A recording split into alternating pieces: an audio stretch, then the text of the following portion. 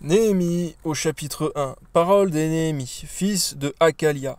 Au mois de Kislev, la 20e année, comme j'étais à Suse, dans la capitale, Hanani, l'un de mes frères, et quelques hommes arrivèrent de Juda. Je les questionnai au sujet des Juifs réchappés, qui étaient restés de la captivité, et au sujet de Jérusalem. Ils me répondirent, ceux qui sont restés de la captivité sont là, dans la province, au comble du malheur et de l'opprobre.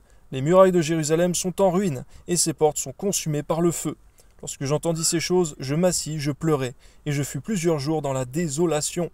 Je jeûnais et je priais devant le Dieu des cieux, et je dis, ô éternel Dieu des cieux, Dieu grand et redoutable, toi qui gardes ton alliance et qui fais miséricorde à ceux qui t'aiment, et qui observent tes commandements, que ton oreille soit attentive, et que tes yeux soient ouverts.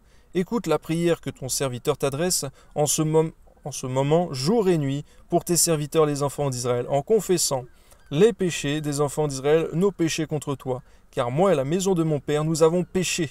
Merci Seigneur de nous d'avoir une attitude de reconnaissance, Seigneur, une attitude de repentance lorsque nous péchons, Seigneur, de ne pas être dans le déni, Seigneur, mais de t'avouer nos transgressions et nos fautes. Pas rester orgueilleux. Amen. Nous t'avons offensé, nous n'avons point observé les commandements, les lois et les ordonnances que tu prescrivis à Moïse, ton serviteur.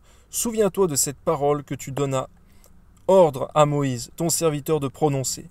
Lorsque vous pécherez, que je vous disperserai parmi les peuples, mais si vous revenez à moi, et si vous observez mes commandements et les mettez en pratique, alors, quand vous seriez exilés à l'extrémité du ciel, de là je vous rassemblerai et je vous ramènerai dans le lieu que j'ai choisi pour y faire résider mon nom. Donne-nous de toujours prier, Seigneur, en utilisant ta parole, en utilisant tes promesses, Seigneur. Amen. Ils sont tes serviteurs et ton peuple que tu as racheté par ta grande puissance et par ta main forte. Ah Seigneur, que ton oreille soit attentive à la prière de ton serviteur et à la prière de tes serviteurs qui veulent craindre ton nom. Amen.